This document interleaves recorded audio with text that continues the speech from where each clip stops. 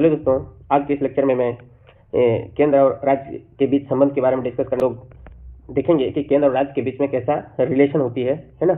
और इससे पहले के लेक्चर में हम केंद्र और राज्य ये दोनों से जुड़े हुए सभी प्रकार के वीडियो अवेलेबल कर दिया है। अगर आप लोगों ने नहीं देखा है तो हमारे यूट्यूब चैनल जी के बायराम विलास में जाएंगे तो संविधान नामक एक प्लेलिस्ट बना होगा, उसमें से लगभग 20 वीडियो अपलोड कर दिया गया है, वहाँ जाकर आप देख सकते हैं। आज हम लोग चर्चा करेंगे कि केंद्र और राज्य के बीच में कैसा रिलेशन होती है। ठीक है दोस्तों, भारत में केंद्र राज्य संबंध संघवाद की ओर उन्मुख है, यानी संघवाद की ओर ये इंगित करता है। और ये जो प्रणाली लिया गया है कनाडा के संविधान से लिया गया है। क्वेश्चन पूछेगा दोस्तों कि संघवाद की जो प्रणाली है ये कहाँ से लिया गया है? कनाडा के संविधान से लिया गया है। ठीक है, और हम लोग चर्चा करेंगे दोस्तों, ये जो संबंध की बात है दोस्तों, ये भाग 11 में दिया गया है। संबंध की बात किस भाग में दिया गया दोस्तों?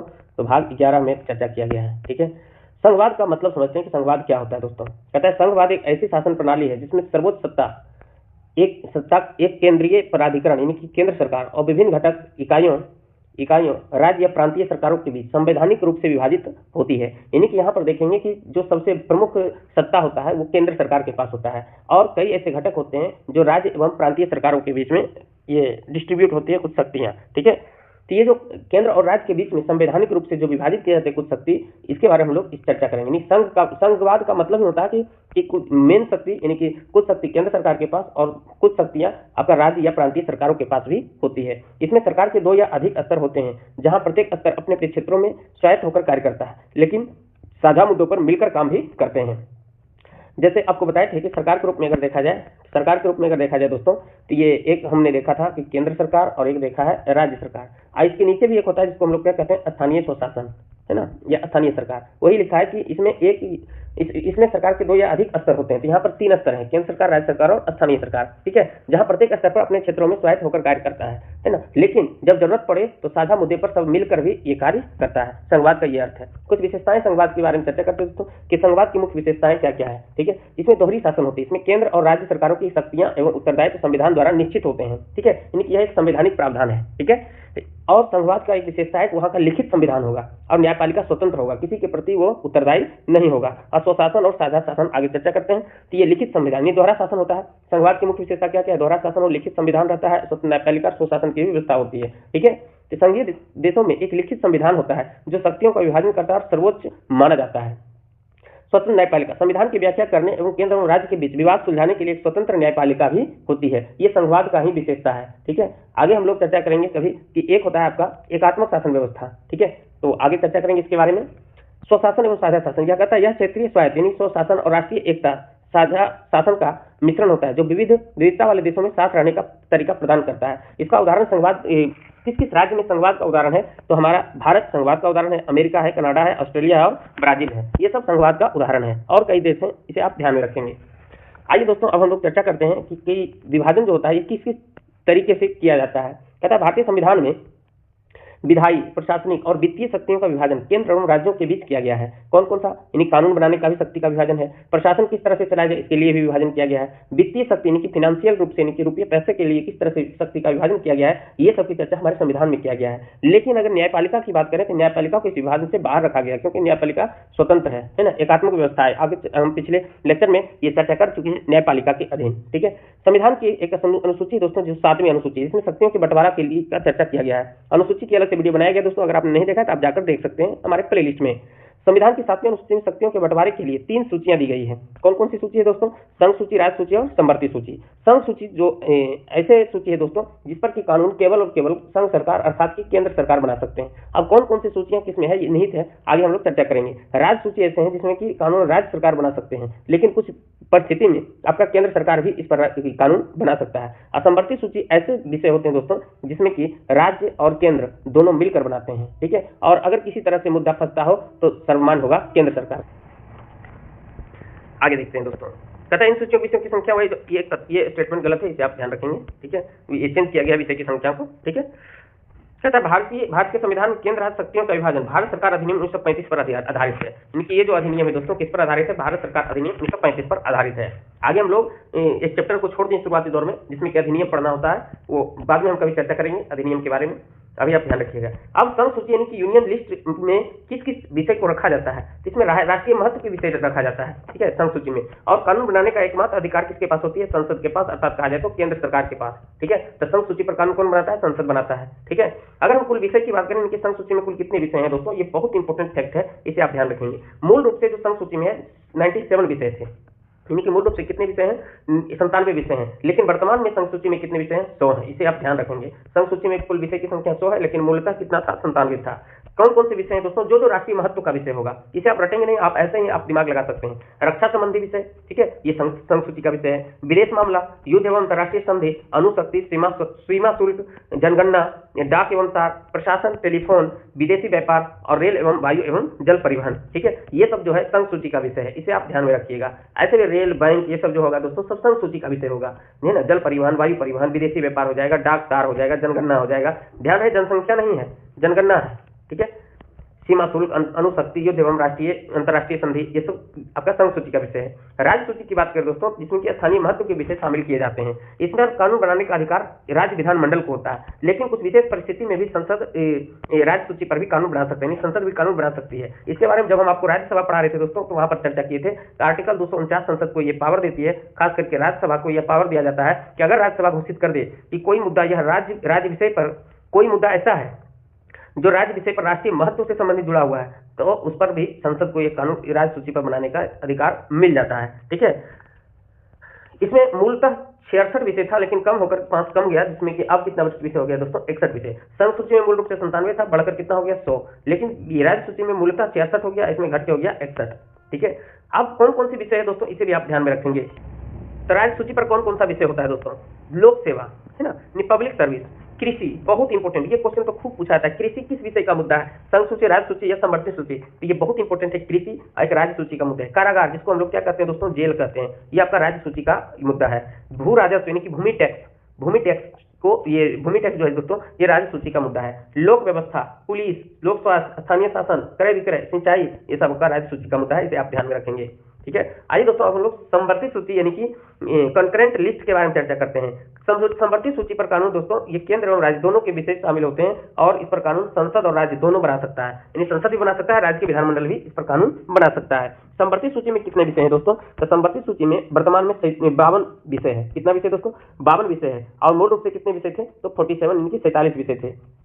इनमें प्रमुख विषय कौन कौन सा है, तो प्रमुख विषय में राष्ट्रीय जलमार्ग, ये आपका राष्ट्रीय जलमार्ग समवर्ती सूची का विषय है। परिवार नियोजन है ना, परिवार नियोजन जो हमारे दो नारा चला है, ये सब आपका समवर्ती सूची का विषय है, यानी कि इस पर की संसद और राज्य दोनों मिलकर कानून बना सकता है, ठीक है। जनसंख्या नियंत्रण, जनसंख्या को किस तरह से नियंत्रण किया जाए, ये सभी देखिए वहां पर चर्चा की थी। जनगणना कहेगा तो केंद्र सरकार, और जनसंख्या कहेगा तब हो जाएगा जनसंख्या नियंत्रण, समवर्ती सूची का विषय। समाचार पत्र, कारखाना, शिक्षा, आर्थिक एवं सामाजिक योजना, वन, कौन कौन इंपोर्टेंट है दोस्तों, आपका वन, शिक्षा, समाचार पत्र, ये सब खूब पूछता है कि ये किस सूची का विषय है, तो समवर्ती सूची का विषय, क्योंकि ये सबको ही बाद में जोड़ा गया था 42वां संविधान संशोधन के द्वारा। कौन कौन जोड़ा गया था, लीजिए आ गया। पता है, महत्वपूर्ण है कि 42वां संविधान संशोधन 1976 के द्वारा निम्न विषय समवर्ती सूची में जोड़ा गया था, जैसे वन हो गया, शिक्षा हो गया, जनसंख्या नियंत्रण और परिवार नियोजन हो गया, बाट हो गया, माप हो गया, और जानवर तथा पक्षियों की सुरक्षा की बात। ये जो 5 टर्म है दोस्तों, ये पांचों को 42वें संविधान संशोधन के तहत जोड़ा गया, तभी तो 43 से इसकी संख्या कितनी हो गई, तो 52 हो गई है, ठीक है। अगर हम फिर से सूची की बात करें दोस्तों, तो एक बार हम संख्या वाला ध्यान में दे देते हैं, क्योंकि यहाँ पर क्वेश्चन पूछा जाता है। यहाँ पर यह है वर्तमान, और यहाँ पर जो लिखेंगे दोस्तों, यह है मूल रूप से, ठीक है। संघ सूची में वर्तमान में कितना विषय है, 100 विषय है, और मूल रूप से कितना था, 97 विषय था। अगर हम राज्य की बात करें दोस्तों, तो राज्य में वर्तमान में कितने विषय हैं, तो वर्तमान में आपका 61 विषय था है, और पहले कितना था, 66 था। अगर हम बात करें समवर्ती सूची की, समवर्ती सूची में वर्तमान में 52 विषय है, और पहले कितना था, 47 विषय था, ठीक है। इसे आप ध्यान में रखिएगा। आगे अब देखते हैं दोस्तों कि आपका संघ सूची आपने देखा, राज्य सूची देखा, समवर्ती सूची देखा। कुछ वैसे मुद्दे आ जाए भविष्य में जो कि ना तो संघ सूची में चर्चा किया गया है, ना ही राज्य सूची में, ना ही आपका समवर्ती सूची में, तो उसको किस विषय के अधीन रखा जाएगा, तो उसको रखा जाएगा अवशिष्ट विधायी शक्ति, यानी अवशिष्ट सूची उसको कह सकते हैं, है ना, रेसिड्यूरी पावर।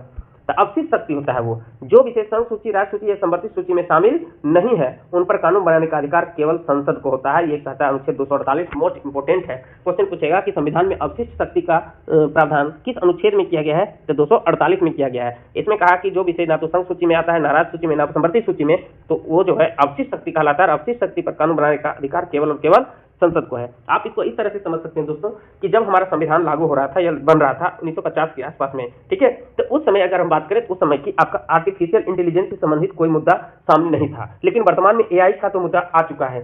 तो ये किस विषय में देखेंगे, संघ सूची, राज्य सूची, संवर्धित सूची, उस समय तो एआई का चर्चा कहीं नहीं किया गया। तब इसको हम देख सकते हैं कि ये कैसे मुद्दा है, अवशिष्ट शक्ति में जाएगा और इस पर केवल कानून कौन बना सकता है, तो संसद बना सकता है।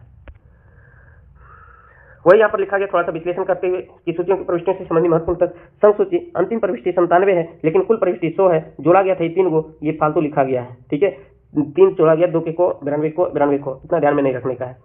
राज्य सूची में 66 था, आपका 5 को हटा दिया गया, 61 हो गया। संवर्धित सूची में 47 था, 5 को जोड़ दिया गया, 52 हो गया, जोड़ा गया, ये सब चीज, ठीक है, इतना ज्यादा इंपॉर्टेंट नहीं, बस आप संख्या याद रखेंगे। राज्य सूची पर संसद की कानून बनाने की शक्ति ये देता है अनुच्छेद 249। आपको तो बताएंगे थे दोस्तों, जब हम पढ़ रहे थे क्या चीज, राज्यसभा, क्या पढ़ रहे थे दोस्तों, राज्यसभा आप पढ़ रहे थे, तो वहां पर बताए थे कि राज्यसभा को 2 प्रमुख आपका क्या है, शक्तियां हैं, 2 अनुच्छेद देती है, एक 249 देती है और एक 312 देती है। 249 कहता था कि अगर राज्यसभा चाहे तो कोई राज्य सूची के मुद्दे पर भी अगर यह घोषित कर दे कि कोई मुद्दा राष्ट्रीय महत्व का मुद्दा है, तो संसद को यह पावर मिल जाता है कि संसद राज्य सूची ये पर भी कानून बना सकता है। ये विशेष राज्यसभा को ही शक्ति प्राप्त है। 312 में बताए थे कि नई अखिल भारतीय सेवा का सृजन या समाप्ति कर सकता है 312 के तहत, ठीक है। वही यहाँ पर लिखा है दोस्तों कि राज्य सूची पर संसद की कानून बनाने की शक्ति अनुच्छेद 249 देता है। कहता है यदि राज्यसभा 2/3 बहुमत से प्रस्ताव पारित कर दे कि राष्ट्रीय हित में संसद को राज्य सूची पर कानून बनाना चाहिए, तो संसद को यह अधिकार मिल जाता है। यानी अधिकार कब मिलेगा, जब राज्यसभा ये आपका पूर्ण बहुमत से ये घोषित कर दे या प्रस्ताव पारित कर दे कि ये मुद्दा राष्ट्रीय हित का है, तब वो राज्य सूची पर कानून बना सकते हैं। ऐसा कानून सामान्यतः 1 वर्ष तक ही प्रभावी होता है। अगर और बढ़ाना है तो राज्यसभा द्वारा इसे बार बार क्या किया जा सकता है, बढ़ाया जा सकता है, ठीक है, इसे आप ध्यान में रखिएगा।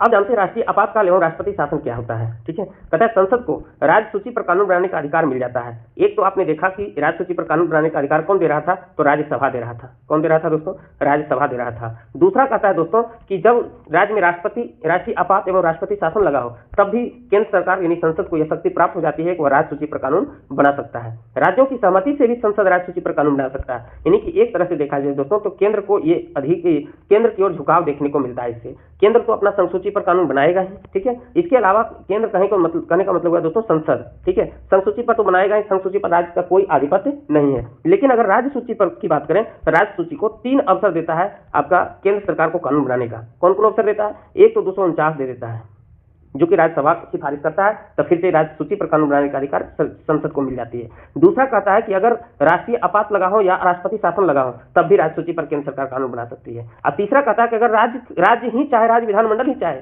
कि हम राज्य सूची पर ये कानून केंद्र सरकार बनाए, तब भी ये कानून बना सकता है। इन 3 तरह से केंद्र सरकार हस्तक्षेप कर सकता है आपका राज्य सूची पर भी, ठीक है, इसे आप ध्यान रखेंगे। अनुच्छेद 253 की बात करें तो अंतर्राष्ट्रीय समझौते की बात करता है। कहता है अंतर्राष्ट्रीय समझौते लागू करने हेतु संसद राज्य सूची के विषयों पर भी कानून बना सकती है। यदि कोई अंतर्राष्ट्रीय समझौता लागू करना हो तब भी संसद राज्य सूची के विषयों पर कानून बना सकता है। यानी कि इसको अगर देख लिया जाए तो 4 तरह से संसद राज्य सूची पर कानून बना सकता है। एक आपने देखा था कि आर्टिकल 249, और दूसरा आपने देखा था ये राज्य में राष्ट्रपति शासन लगा हो या तो राष्ट्रीय आपात लगा हो तब। तीसरा आपने देखा कि अगर 249 हो गया था क्या चीज, ये 1 मिनट, हाँ 249 हो गया, फिर राष्ट्रीय आपात एवं राष्ट्रपति शासन में, और राज्य सूची चाहे राज्य सरकार ही चाहे तब भी बना सकता है। और तीसरा कहता है अनुच्छेद 253 कि जब राज्य सूची के विषयों पर भी कानून बना सकता है जब अंतर्राष्ट्रीय समझौता करता हो तब।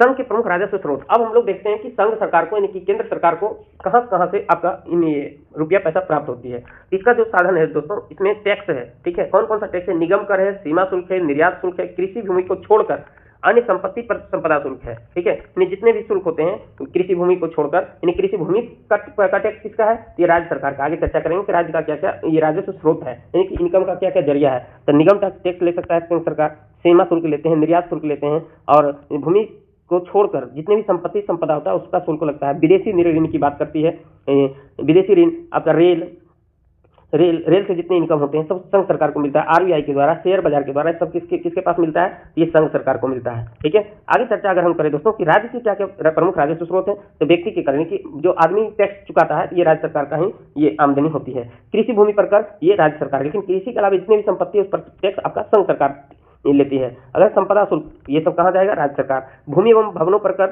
ये राज्य सरकार। पशु और नौकायान पर कर, विक्रय कर और वाहनों पर चुंगी, ये सब किसको मिलेगा दोस्तों, राज्य सरकार का इनकम का स्रोत है।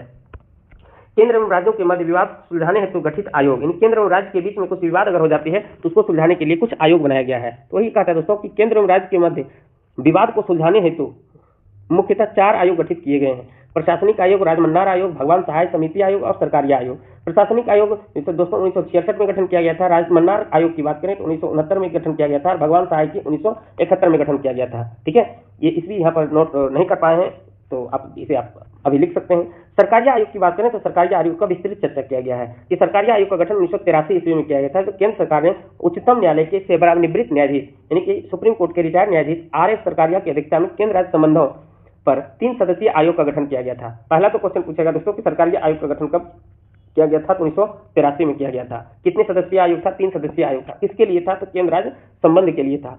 तो एक तो अध्यक्ष कौन हो गए, KS सरकारिया हो गए।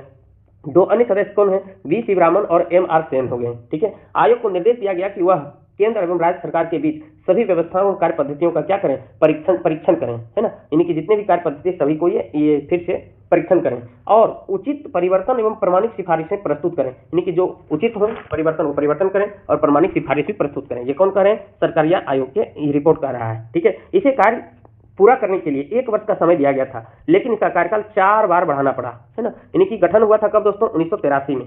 सरकारी आयोग का गठन कब हुआ था दोस्तों, 1983 में। लेकिन इसे 1 वर्ष के लिए कहा कि समय दिया, कहा कि बताइए कि केंद्र एवं राज्य के बीच किस तरह से ये आपका मामले को निपटाया जाए। ठीक है, ये इन्होंने कुछ फैसला दिया, लेकिन इन्हें बढ़ाते बढ़ाते 1987 आ गया। ठीक है, यानी कि रिपोर्ट दिया अक्टूबर 1987 में प्रस्तुत किया और सभी जनता के बीच में सार के रूप में दिया जनवरी 1988 में।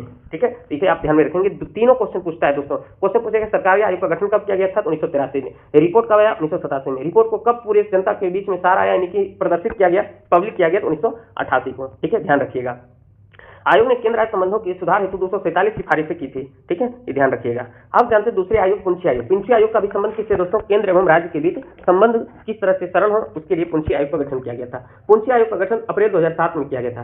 केंद्र सरकार ने केंद्र राज्य संबंधों की समीक्षा हेतु सुप्रीम कोर्ट के भूतपूर्व मुख्य न्यायाधीश मदन मोहन पुंछी के अध्यक्षता में एक आयोग का गठन किया गया था। आपने अभी देखा था दोस्तों 1983 में KS सरकारिया को बनाया गया था 3 सदस्यीय सदस्य। ठीक है, और इसका रिपोर्ट आया था 1987 में और प्रकाशित किया गया था 1988 में। ठीक है, जबकि पुंछी आयोग की बात करें तो पुंछी आयोग का गठन 2007 में किया गया था। किसके अध्यक्षता में, मदन मोहन मालवीय के अध्यक्षता में। इनके अनेक अन्य सदस्य कौन कौन हुए दोस्तों, धीरेन्द्र सिंह, विनोद कुमार और प्रोफेसर NR माधव मेनन और डॉक्टर अमरेश बागची। ठीक है, लेकिन फरवरी 2008 में बागची के निधन हो गया। निधन होने के बाद विजय शंकर को आयोग के एक सदस्य के रूप में अक्टूबर 2008 में नियुक्त किया गया था। ठीक है, यानी एक तरह से देखा जाए तो ये 5 सदस्यीय आयोग था पुंछी आयोग। ठीक है, जो 2007 में गठन किया गया था। और इस आयोग का गठन इसलिए किया गया था कि 2 दशक पहले गठित सरकारी आयोग के बाद बदलते राजनीतिक और आर्थिक परिदृश्य के कारण काफी परिवर्तन हो चुका था। यानी कि आपने देखा था कि सरकारी आयोग 1983 में आया तो 2 दशक कहने का मतलब हुआ लगभग 20 साल में कई प्रकार के परिवर्तन हुआ था, जिसके कारण आपका ये 5 सदस्यीय आयोग का गठन किया गया था जो पुंछी आयोग कहलाया। ठीक है, अतः नई परिस्थितियों में केंद्र राज्य संबंधों का पुनः आकलन किया जाना आवश्यक है, इसलिए सरकारी आयोग का गठन किया गया था। तो दोस्तों इस प्रकार से जो प्रमुख आयोग था ये क्वेश्चन पूछता है, आप ध्यान रखेंगे। कौन कौन सा आयोग था दोस्तों, तो आपने देखा था प्रशासनिक आयोग था, राजमन्नार आयोग था, भगवान सहाय समिति आयोग था, सरकारी आयोग था और पुंछी आयोग। इसका संबंध केंद्र राज्य संबंध के विवाद को निपटाने हेतु किया गया था। आइए कुछ महत्वपूर्ण अनुच्छेद और उससे संबंधित कुछ विषय वस्तु है उसे हम देखने का प्रयास करते हैं। इससे भी क्वेश्चन बराबर पूछा जाता रहा है। अनुच्छेद 247 की बात करें दोस्तों, ये कहता है कुछ अतिरिक्त न्यायालयों की संख्या की स्थापना का उपबंध करने की संसद की शक्ति। यानी कि कुछ अतिरिक्त न्यायालयों की यानी कि एक्स्ट्रा जो कोर्ट होते हैं उसकी स्थापना का उपबंध करने की शक्ति किसे देती है, संसद को देती है। अनुच्छेद 247। 249 के बारे में तो बार बार बता दें कि राज्यसभा को पावर दिया जाता है। राष्ट्रीय हित में राज्य सूची से संबंधित किसी मामले में संसद की कानून बनाने की शक्ति होती है, लेकिन ये शक्ति प्रदान कौन करता है, तो राज्यसभा करता है। ठीक है, 250 की बात करें, कहता है राज्य सूची के किसी विषय पर आपातकाल की स्थिति में संसद की कानून बनाने की शक्ति। आपको बताया था दोस्तों कि राज्य सूची पर संसद जो है 4 कंडीशन पर ये आपका कानून बना सकता है, 249 के तहत बना सकता है, राष्ट्रीय आपात में बना सकता है, जब राज्य कहे तब बना सकता है, और यदि अंतर्राष्ट्रीय समझौता हो 253 के तहत तब ये बना सकता है। ठीक है, तो ये 4 तहत राज्य सूची पर कानून बना सकता है। तो जो आपने देखा कि राज्य सूची की किसी विषय पर आपातकाल की स्थिति की जो बात की थी, तो आपातकाल की स्थिति में संसद को कानून बनाने की शक्ति कौन देता है? अनुच्छेद 250 देती है। अनुच्छेद 252 की बात करें दोस्तों, कहता है 2 या अधिक राज्यों की सहमति से संसद द्वारा कानून बनाना तथा अन्य राज्यों द्वारा उसे अंगीकार करना। 2 या अधिक राज्यों की सहमति से संसद द्वारा कानून बनाया जाता है और अन्य राज्यों द्वारा इसे अंगीकार किया जाता है। ये 252 उतना ज्यादा इंपॉर्टेंट नहीं है। 253 आपको बता ही दिए थे, अंतर्राष्ट्रीय समझौते की बात कर रहा है। नहीं, अंतर्राष्ट्रीय संधि, करार, अभिसमय या निर्णय के कार्यान्वयन हेतु भारत के संपूर्ण क्षेत्र के लिए कानून बनाने की शक्ति, यानी कि ये राज्य सूची पर भी कानून बनाने की शक्ति दे देती है 253। अगर 257 की बात करें दोस्तों, तो कहता है कुछ मामलों में संघ का राज्यों पर नियंत्रण, यानी संघ के द्वारा राज्य पर भी नियंत्रण किया जा सकता है, ये अनुच्छेद 257 कहता है। 262 मोस्ट इंपोर्टेंट है, अंतर्राष्ट्रीय जल विवाद या अंतर्राष्ट्रीय नदियों या नदी घाटियों के जल विवादों पर न्याय निर्णयन, यानी कि सीधे याद रखेंगे अंतर्राष्ट्रीय जल विवाद की चर्चा 262 में, जबकि अभी हम आगे चर्चा करेंगे अंतर्राज्यीय परिषद के बारे में, जिसकी चर्चा 263 में किया गया है। ठीक है, बहुत इंपॉर्टेंट है दोस्तों ये अनुच्छेद 262। ठीक है, अंतर्राष्ट्रीय जल विवाद। 268 की बात करें दोस्तों, तो 268 कहता है कि संघ द्वारा आरोपित किंतु राज्यों द्वारा संग्रहित एवं उपयोग किए गए कर, यानी टैक्स से संबंधित है। 268 एक क्या कहता है? संघ द्वारा आरोपित तथा राज्यों द्वारा संग्रहित एवं उपयोग किए गए सेवा कर, सर्विस टैक्स के बारे में चर्चा किया गया, उतना ज्यादा इंपॉर्टेंट नहीं। 269 की बात करें दोस्तों, कहता है केंद्र द्वारा लगाए गए एवं संग्रहित किंतु राज्यों को दिए जाने वाला टैक्स, यानी कि केंद्र द्वारा लगाया जाता है और जो टैक्स मिलता है उसे राज्यों को दिया जाता है, ये कहता है 269। इसीलिए तो बोला गया है कि केंद्र और राज्य के बीच संबंध ऐसे थोड़े बनेगा। जब अधिकांश शक्ति, ज्यादा शक्ति केंद्र सरकार के पास है, ज्यादा पैसा का वसूली केंद्र सरकार की होती है, तो केंद्र सरकार को यह दायित्व है, यानी संविधान में प्रावधान किया गया 269 के तहत कि केंद्र सरकार के द्वारा जो कुछ टैक्स होते हैं उसे वसूल कर राज्यों को प्रोवाइड किया जाए, यह अनुच्छेद 269 कहता है। 270 की बात करें दोस्तों, तो 270 कहता है कि केंद्र और राज्यों के बीच लगाए गए टैक्स संघ एवं राज्यों के बीच वितरण, ये जो 270, 269 और 270 टैक्स से संबंधित है, और दोनों में केंद्र एवं राज्य के केंद्र 269 में कहा गया है कि जब केंद्र सरकार द्वारा लगाया जाता है राज्यों को वितरण किया जाता है टैक्स, और 270 कहता है केंद्र और राज्य के बीच लगाए गए टैक्स, यानी केंद्र भी और राज्य भी जब टैक्स लगाता है उसे संघ, यानी कि जो राज्य में ज्यादा टैक्स वसूला जा रहा है, यानी केंद्र के द्वारा राज्य के द्वारा भी, तो ज्यादा जब वसूला जाता है तो राज्य से भी केंद्र ले लेती है, और केंद्र भी अपना कुछ पैसे लगाकर, जो राज्य गरीब होते हैं या केंद्र शासित प्रदेश उतना इनकम नहीं कर पाता है, तो उसके विकास होने के लिए संघ एवं राज्यों के बीच भी वितरण किया जाता है, ये अनुच्छेद 270 कहता है। बहुत इंपॉर्टेंट है दोस्तों। 275 कुछ राज्यों को संघ से अनुदान, यानी कुछ राज्यों को संघ के द्वारा ये अनुदान भी दिया जाता है, छूट भी दिया जाता है। ठीक है, 283 क्या कहता है कि संचित निधियां, आकस्मिक निधियां तथा लोक लेखा में जमा राशियों की अभिरक्षा, यानी कि रक्षा करने की शक्ति 283 देती है। 286 की बात करें, कहता है वस्तुओं की बिक्री या खरीद पर करारोपण पर प्रतिबंध। 287 है बिजली पर करों से छूट, बिजली पर करों से छूट, यानी बिजली पर टैक्स से कुछ छूट दिया जाएगा, 287 कहता है। 289 क्या कहता है दोस्तों कि राज्य की संपत्ति एवं आय पर संघीय करारोपण से छूट। 290 कहता है दोस्तों कुछ व्यय एवं पेंशनों का समायोजन, यानी पेंशन की जो व्यवस्था 290 की बात करता है। 292 भारत सरकार द्वारा लिए गए उधार, भारत सरकार उधार भी लेते हैं दोस्तों, ये सब की चर्चा 292 में है। 293 की बात करें दोस्तों, तो ये राज्यों द्वारा लिया गया उधार, यानी कि भारत सरकार जो उधार लेता है ये अनुच्छेद 292 के तहत, और राज्य सरकार जो उधार लेता है 293 के तहत, ध्यान में रखिएगा। इस प्रकार से दोस्तों आपका ये केंद्र राज्य संबंध समाप्त हो जाती है। इसी में हमने एक और छोटा सा चैप्टर ऐड किया दोस्तों, जिसका नाम है अंतर्राज्यीय परिषद। ठीक है, इंटर स्टेट काउंसिल, इसे भी आप देखने का प्रयास करेंगे। इसकी चर्चा संविधान में 263 में, संविधान के अनुच्छेद 263 में है। याद कीजिए 262 था अंतर्राष्ट्रीय जल विवाद, भूलेंगे नहीं दोस्तों, बहुत इंपॉर्टेंट है ये भी और ये भी। ठीक है, तो अंतर्राज्यीय परिषद, इनकी दो या दो से अधिक राज्यों के बीच में कुछ परिषद की गठन किया गया है। ठीक है, तो 263 के अंतर्गत केंद्र और राज्यों के बीच समन्वय, यानी कि कंट्रोल, कोऑर्डिनेशन के स्थापित करने के लिए राष्ट्रपति अंतर्राज्यीय परिषद की स्थापना कर सकता है। तो क्वेश्चन पूछेगा दोस्तों कि अंतर्राज्यीय परिषद की स्थापना कौन कर सकते हैं? राष्ट्रपति। किस अनुच्छेद के तहत? अनुच्छेद 263 के तहत। ये भी केंद्र सरकार और राज्य सरकार के बीच में कैसा कोऑर्डिनेशन बने रहे, इसके लिए गठन किया गया है। इसकी स्थापना कब?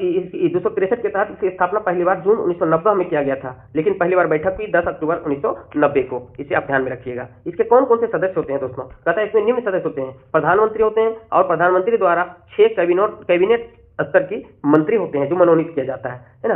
कि इसमें कौन कौन सदस्य होते हैं, खुद एक प्रधानमंत्री और प्रधानमंत्री ही 6 अन्य कैबिनेट मंत्री को क्या करता है, मनोनीत करता है। इसके अलावा राज्य एवं संघ राज्य क्षेत्र के मुख्यमंत्री होते हैं, इसे भी आप मोस्ट इंपोर्टेंट समझेंगे दोस्तों। और संघ राज्य क्षेत्र के प्रशासक होते हैं, कौन कौन होते हैं दोस्तों, एक खुद क्या होते हैं, पीएम साहब होते हैं, फिर पीएम के द्वारा 6 कैबिनेट मंत्री होते हैं, और फिर राज्यों के सभी सीएम होते हैं, और संघ शासित क्षेत्र में जो प्रशासक होते हैं वो प्रशासक शामिल होते हैं। 1 2 3 4 फैक्ट याद रखना है। अंतर्राज्यीय परिषद के कौन कौन सदस्य होते हैं, प्रधानमंत्री और प्रधानमंत्री के द्वारा 6 कैबिनेट, अन्य 6 कैबिनेट मंत्री, फिर राज्यों के सभी मुख्यमंत्री और संघीय क्षेत्र के प्रशासक, इसे आप ध्यान रखेंगे।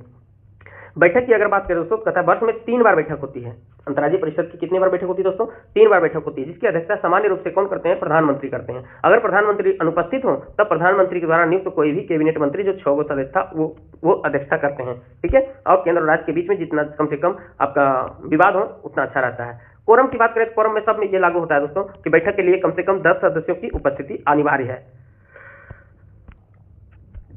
परीक्षा के लिए महत्वपूर्ण लाइनें क्या क्या है दोस्तों, वन लाइनर आपका यहाँ पर लिखा गया है। कहता है अंतर्राज्यीय परिषद की गठन 263, स्थापना जून 1990, जबकि पहली बार बैठक हुई थी 10 अक्टूबर 1990 को। इसकी अध्यक्षता कौन करते हैं, तो प्रधानमंत्री करते हैं। कोरम न्यूनतम 10 सदस्य होती है। तो दोस्तों इस प्रकार से आपका केंद्र राज्य संबंध और अंतर्राज्यीय परिषद दोनों इस लेक्चर में मैंने समाप्त कर दिया है। अगर आप लोगों को हमारा ये लेक्चर पसंद आता हो तो हमारे channel GK hub by Ramvilas sir है, इस पर सब्सक्राइब करें, लाइक करें ये वीडियो को, और अपने दोस्तों को शेयर भी करें। मिलते हैं हम लोग नेक्स्ट चैप्टर के नेक्स्ट नए टॉपिक के साथ। जय हिंद, जय भारत।